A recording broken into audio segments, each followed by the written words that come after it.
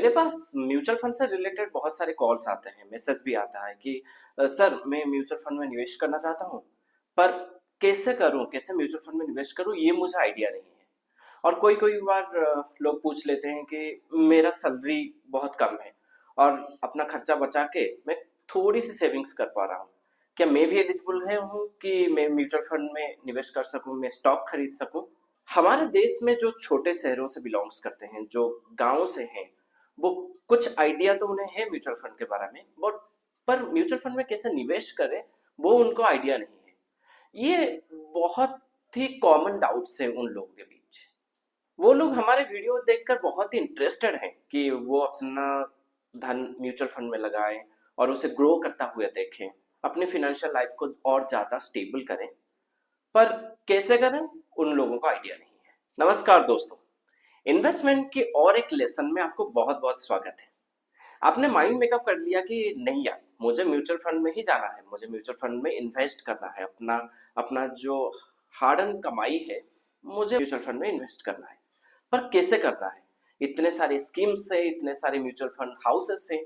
आप ये सब देख के उनका इंसेप्शन से क्या रेट है, उनका एक्सआईआर क्या है, उनका एब्सोल्यूट रिटर्न क्या है, ये बहुत सारे जो इंफॉर्मेशन ओवरलोडेड हो जाता है ना, आप कंफ्यूज हो जाते हैं। और उसके बाद बोलते हैं कि अरे यार छोड़ो, म्यूचुअल फंड में निवेश करना मेरे बस की बात नहीं है। rather देन दैट कि एफडी बहुत ही सिंपल है, सबको पता है कि एफडी क्या होता है, मैं अपना हार्ड अर्न मनी एफडी में लगा देता हूँ। सो दोस्तों, आज हम बात कर रहे हैं एसआईपी के बारे में, सिस्टमेटिक इन्वेस्टमेंट प्लान के बारे में आज हम बात करेंगे, जो कि म्यूचुअल फंड की दुनिया में सबसे पॉपुलर और इजीएस्ट वे है। क्योंकि हर कोई तो लमसम नहीं लगाता, राइट? हम लोग एसआईपी करते हैं।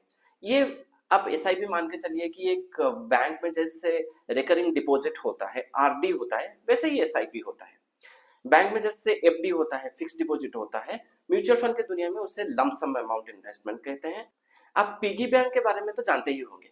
पिगी बैंक का मतलब है एक छोटा सा पिग होता है और उसके पीठ पीठ के ऊपर एक छोटा सा होल होता है जहाँ पे हम कॉइन्स और पैसा वगैरह डालते हैं। बचपन में हम ये सब करते रहते थे। एक पिगी बैंक खरीद लिया और हमें जो कोई भी सोर्सेस से पैसा मिलता था, चाहे वो ताऊ जी से मिला, चाहे वो बुआ जी आ गए दे दिए, और या फिर पापा ने हमें चॉकलेट खाने के लिए दे दिया, हम कुछ ना कुछ पैसा उसमें डालते थे, एक इन्वेस्टमेंट करते थे वो, और एक गोल हम सेट करते थे।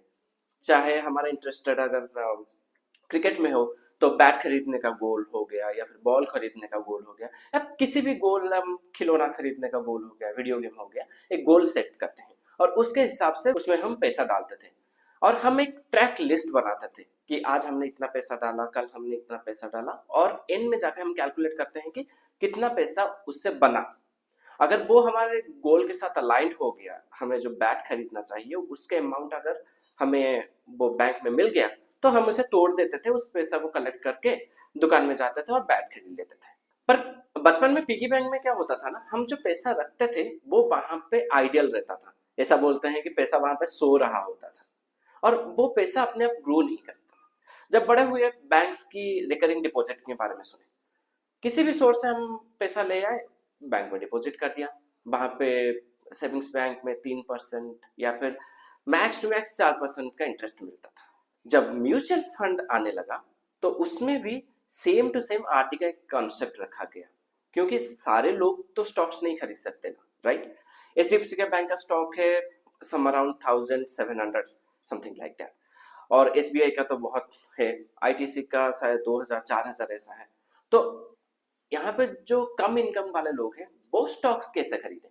इसीलिए म्यूचुअल फंड में एक एसआईपी का सिस्टम आ गया, सिस्टमेटिक इन्वेस्टमेंट प्लान।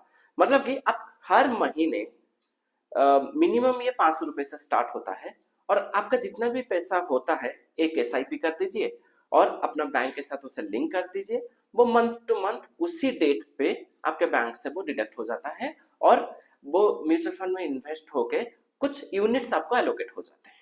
और ये जो एसआईपी होता है, आप उसका फ्रीक्वेंसी भी चूज कर सकते हैं। बैंक में क्या होता है ना, आरडी करते टाइम या फिर पोस्ट ऑफिस में आरडी करते टाइम ये मंथली होता है, पर यहाँ पे आप मंथली भी कर सकते हैं, क्वार्टरली भी कर सकते हैं, हाफ मंथली भी कर सकते हैं, वीकली भी कर सकते हैं, या फिर आप डेली चाहे तो एसआईपी कर सकते हैं। आप जब एसआईपी करते हैं, आपको कुछ यूनिट्स अलोकेट होता है। आपने सपोज 5000 का एसआईपी कर दिया और किसी का नाव नैव है 100 रुपीज, वो स्कीम्स का नैव है 100 रुपीज, तो आपको 500 यूनिट्स अलोकेट हो गए और वही यूनिट नेक्स्ट डे मार्केट जब खुलेगा तो बढ़ेगा कमेगा, ऐसे डेली होता रहता है। तो हर दिन आपका म्यूचुअल फंड का नैव चेंज होता रहता है।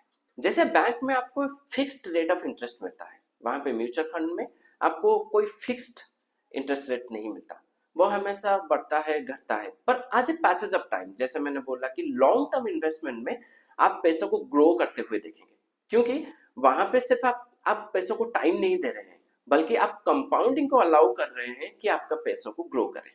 तो आप जब म्यूचुअल फंड में इन्वेस्ट करते हैं, वहां पे आपको दो टाइप का इंटरेस्ट रेट मिलता है, एक है एब्सोल्यूट रिटर्न, एक है extended internal rate of return, जिसे हम बोलते हैं XIRR। एब्सोल्यूट रिटर्न क्या हो गया कि आपने हर महीने 5,000 रुपए इन्वेस्ट करते गए और साल के एंड में आप कितना इन्वेस्ट किए, 60,000 रुपीज इन्वेस्ट किए। पर साल के एंड में आप जब नेक्स्ट डे आप चेक करते हैं तो वो 60,000 रुपीज हो गया है 1 लाख रुपीज। तो आपको प्रॉफिट कितना मिला, 40,000। जो प्रॉफिट आपको मिला, आप इन्वेस्ट कितना किए, 60,000 इन्वेस्ट किए, और जो 40,000 का प्रॉफिट मिला वो आपका 60,000 का होता है, करीबन करीब 60% होता है। तो वही वही है आपका एब्सोल्यूट रिटर्न। पर ये करेक्ट रिटर्न नहीं है, क्योंकि आपने 60,000 साल भर में निवेश किया है, पर आपने 365 डेज से पहले बस 5,000 इन्वेस्ट किया था ना। दूसरे मंथ फिर से 5,000 इन्वेस्ट किया, तीसरे मंथ फिर से 5,000 इन्वेस्ट किया। तो यहाँ पे क्या होता है ना, एक टाइम के हिसाब से आपने वेरियस टाइम में अपना डिपॉजिट डाला है, तो एब्सोल्यूट रिटर्न जो बनता है वो करेक्ट वैल्यू नहीं है। एक्चुअली में XIR होता है आपका करेक्ट वैल्यू। चलिए बात करते हैं कि आप अपना SIP कैसे स्टार्ट करें। SIP आप 500 रुपए से स्टार्ट कर सकते हैं, मिनिमम वैल्यू है 500 रुपए, और आप बहुत आप जितना चाहे उतना SIP में डाल सकते हैं। और SIP का क्या होता है ना, एक फिक्स्ड डेट होता है, उसी डेट पे आपके बैंक के अकाउंट से वो पैसा कट जाता है और आपको नेक्स्ट डे यूनिट्स अलोकेट हो जाता है। तो इसीलिए बहुत सारे एप्स हैं, जैसे कि मैं यहाँ पे कोई प्रमोशंस, पेड प्रमोशंस नहीं कर रहा हूँ, बस आपके एजुकेशन नॉलेज के लिए बता रहा हूँ कि ये सब एप्स है, ग्रो ऐप हो गया, इटी मनी ऐप हो गया, ऐसे बहुत सारे एप्स हैं जिसके थ्रू आप SIP स्टार्ट कर सकते हैं। एक सेंट्रल KYC होता है, CKYC, वो CKYC को हैंडल करते हैं। आजकल तो वो सब ऑनलाइन हो गया है, तो आपको और ज्यादा इजी हो गया है CKYC बनाना। आप एक OTM रजिस्ट्रेशन करते हैं। OTM का मतलब होता है वन टाइम मैंडेट। इसमें क्या होता है ना, आप म्यूचुअल फंड हाउस को बोलते हैं कि देखो मेरा एक बैंक अकाउंट है जिसमें मैं पैसा रखता हूँ, आप उस बैंक अकाउंट का नंबर लीजिए और आपने जो म्यूचुअल फंड मेरे लिए स्टार्ट किया है, वो जो SIP स्टार्ट किया है, वो SIP का पैसा इस बैंक अकाउंट से काट दीजिए। और एक चीज, जब म्यूचुअल फंड हाउस ने आपका SIP का रिक्वेस्ट को एक्सेप्ट किया, तो वो फौरन आपको एक फोलियो नंबर जनरेट करके देंगे। बैंक में जैसे आप जाते हैं पैसा डिपॉजिट करते हैं, अपना एक अकाउंट नंबर बनता है, वैसे ही फोलियो नंबर होता है म्यूचुअल फंड की दुनिया में अकाउंट नंबर। आप सपोज मल्टीपल SIP किए हैं, मल्टी कैप में SIP किए हैं, लार्ज कैप में SIP किए हैं, स्मॉल कैप हो गया, मिड कैप हो गया, बहुत सारे स्कीम्स में आपने निवेश किया है, तो वो सब स्कीम्स क्या होता है, एक फोलियो नंबर से लिंक होके रहता है। तो जब आप OTM करते हैं, वन टाइम मैंडेट करते हैं, वो भी उसी फोलियो नंबर के साथ लिंक हो जाता है, ताकि जब आपका नेक्स्ट डे ऑफ इन्वेस्टमेंट आएगा, सपोज आपने हर महीने की 5 तारीख को किया है, तो नेक्स्ट महीने जब 5 तारीख आएगा तो वो फोलियो से जाकर अपना लिंक अकाउंट देखेगा और जो भी कुछ लिंक अकाउंट होगा उसी से आपका पैसा कट जाएगा। पर यहाँ पे एक ध्यान देने वाली बात है कि आपको हमेशा अलर्ट रहना पड़ेगा कि आपने जितना अपना SIP किया है उससे थोड़ा सा ज्यादा अमाउंट आपको अपने बैंक अकाउंट में रखना पड़ेगा। अगर एक पैसा भी कम हो गया तो वो SIP के लिए नहीं कटेगा और ऊपर से बैंक आपको पेनल्टी चार्ज करेगा। तो चलिए बात करते हैं नेट एसेट वैल्यू के बारे में।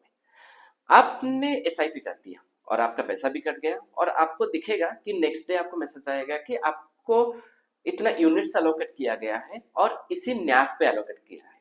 ये नैव होता क्या है? नैव होता है नेट एसेट वैल्यू। जैसे स्टॉक्स में एक यूनिट होता है और एक यूनिट का पैसा, एक सेट होता है, एक पैसा, उसी टाइप में म्यूचुअल फंड में भी आपको यूनिट एलोकेट होता है और उसी एक यूनिट का एक नैव होता है, एक पैसा होता है। तो वो नैव कैसे डिसाइड होता है?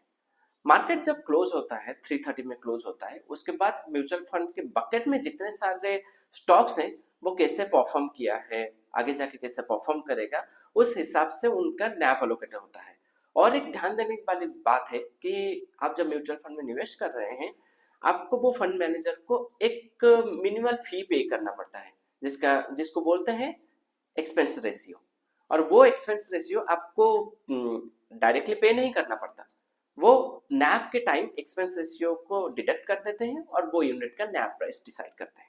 अभी आपने एसआईपी कर दिया, काफी लॉन्ग टाइम से आप एसआईपी कर रहे हैं, अभी आपको पैसों की जरूरत पड़ गया है, तो आप कैसे करेंगे? आप अपने एसआईपी को तोड़ना चाहते हैं या फिर आप partial amount of money withdraw करना चाहते हैं, तो आपको एक एप्लीकेशन भरना पड़ेगा। अगर आपके पास ऑनलाइन सिस्टम है तो ऑनलाइन में जाकर आप एसआईपी को विड्रॉ भी कर सकते हैं। वहां पे आपको दो ऑप्शन मिलता है, एक कि आप कितना पैसा विड्रॉ करना चाहते हैं या फिर कितना यूनिट्स आपको विड्रॉ करना पड़ता है। अगर आपने अपना पैसा दे दिया कि मुझे 2000 रुपीज विड्रॉ करना है, तो उस हिसाब से यूनिट्स अलोकेट हो जाएगा और यूनिट्स बिक जाएगा मार्केट में और उतना पैसा आपको म्यूचुअल फंड हाउस उसी ओटीएम के बैंक अकाउंट में आपको ट्रांसफर कर देगा। तो दोस्तों, यही था कुछ एसआईपी के डिटेल्स के बारे में। तो मैं होप करता हूँ कि आप लोगों को एसआईपी बहुत अच्छी तरीके से समझ में आ गया होगा। इसलिए आप म्यूचुअल फंड में निवेश करने के लिए एक चीज तो तय है कि आपको बहुत बड़ा इन्वेस्टमेंट नहीं करना पड़ेगा, या फिर आपका सैलरी ज्यादा हो तभी जाके आप म्यूचुअल फंड में निवेश कर पाएंगे, ऐसा कोई भी बात नहीं है। आप सिर्फ 500 रुपए से अपना एसआईपी स्टार्ट कर सकते हैं। तो अगर कोई डाउट्स है या फिर कोई कंफ्यूजन है, कोई क्वेरीज है इस वीडियो के रिलेटेड के बारे में, अपने कमेंट सेक्शन में जरूर बताइएगा। तब तक के लिए स्टे ट्यून्ड, स्टे हैप्पी।